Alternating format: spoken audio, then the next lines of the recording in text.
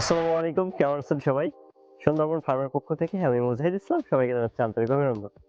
আমরা স্বাভাবিকভাবে যে সকল পাওয়ার টিলার ভিডিওগুলো দেখিয়ে থাকি এগুলো সবগুলোই হচ্ছে মিনি সাইজের, অর্থাৎ সবগুলো হেঁটে চাষ করতে হয়।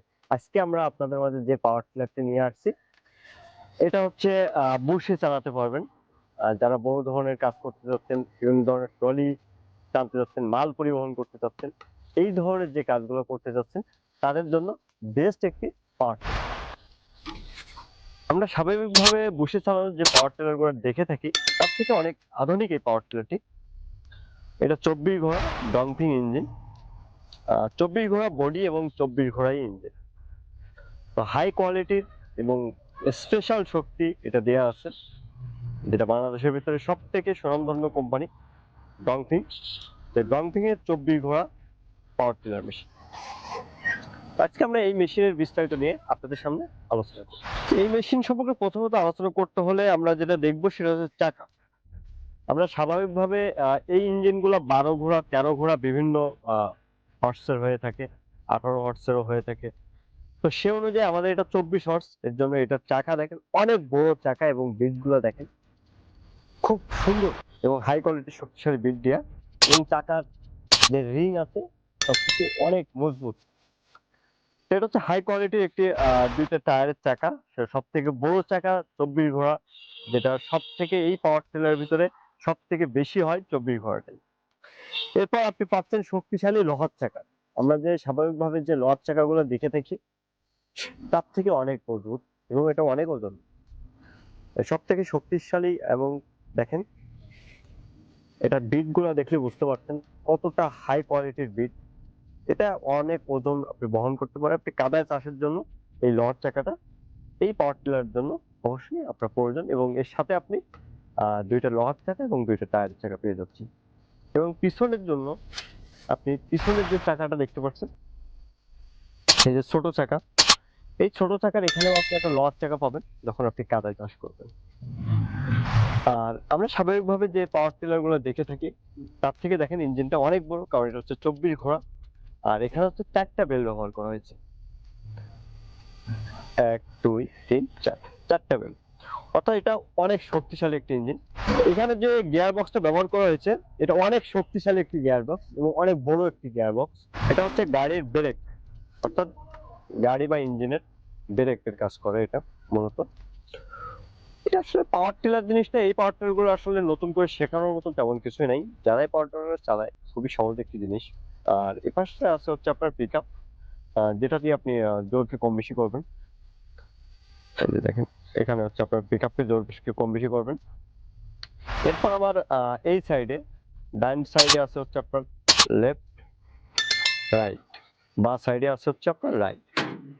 এখানে চাপ দিলে আমার বাঁ পাশে ঘুরবে, এই লিভার চাপ দিলে ডান সাইডে চাপ দিলে আমাকে ডান পাশে ঘুরবে।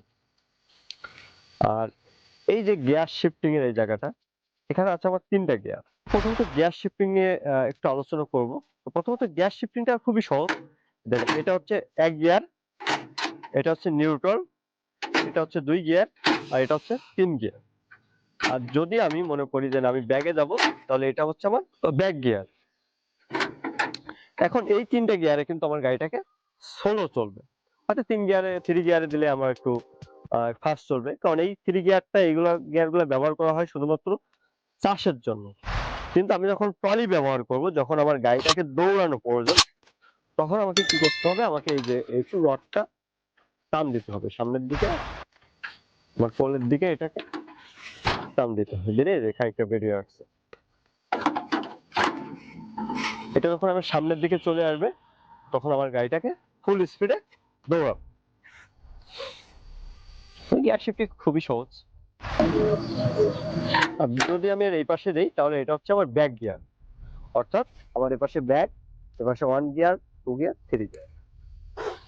আর এটা হচ্ছে আপনার ফালের গিয়ার, হাই এবং লো। আমি যদি এই পাশে দেই তাহলে লো, আর এই পাশে যদি দেই তাহলে এটা, তাহলে এটা হচ্ছে হাই।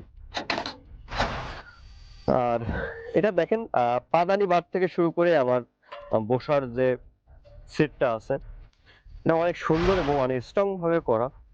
এখান থেকে আমি কম বেশি করতে পারবো, আমার চাষ খাল কতটা নামবে কতটুকু কি হবে। আমার পায়ের যে স্পেস, যেটা আমি এখান থেকে নিয়ন্ত্রণ করতে পারবো।